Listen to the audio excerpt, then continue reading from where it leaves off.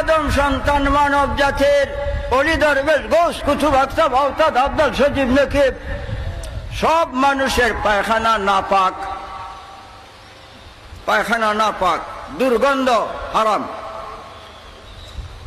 নবী সাল্লাল্লাহু আলাইহি সাল্লাম আর পেশাব পায়খানা মোবারক পাক, পাক, পবিত্র, মেশকে আম্বরের চাইতে সুঘ্রাণ, উম্মতের জন্য হালাল, হালাল। চিন্তা করো, উম্মে আয়মান শরীয়তে নবীজির ফুফি আম্মা। উম্মে আয়মানে নবী সাল্লাল্লাহু আলাইহি ওয়াসাল্লামের বহু খেদমত করত।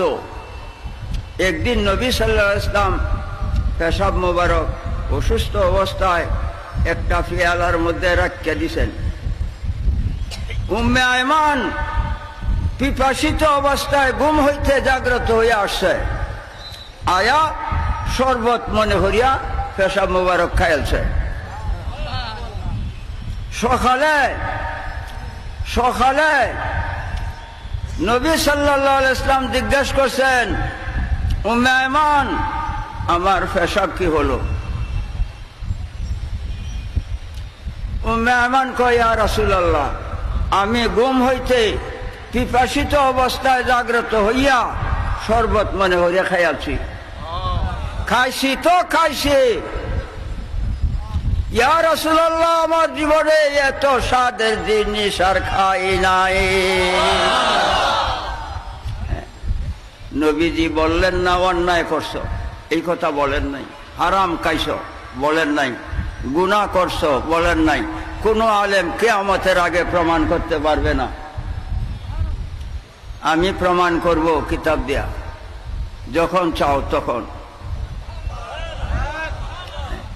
তিনি বললেন না যে হারাম খাইছো বা গুনাহ করছো, তিনি কি বলছেন, লা ইয়াজান্না বাতনুকা আবাদান ইয়া উম্মে আয়মান। হে উম্মে আয়মান, 3000 রোগ আল্লাহ সৃষ্টি করছে। 1000 রোগের ওষুধ কিছুটা ডাক্তার কবিরাজ জানে, আর 2000 রোগের খবরও রাখে না। 2000 রোগের খবরও রাখে না। 3000 রোগ আল্লাহ সৃষ্টি করেছে। 3000 রোগ তোমার দেহের জন্য হারাম, হারাম হইয়া গেছে। এই 3000 রোগে তোমার এই দেহে আর আসর করতে পারবে না, বরং লা ইয়ামুসুন নারু, দুজকের আগুনে এই দেহে আর স্পর্শ করতে পারবে না, পারবে না। তিনি কে?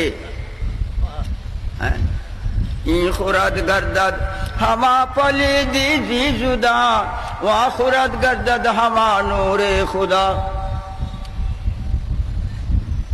খুরাদ গর্দদ হামা পলি দিজি জুদা, ওয়া খুরাদ গর্দদ হামা নূরে খুদা।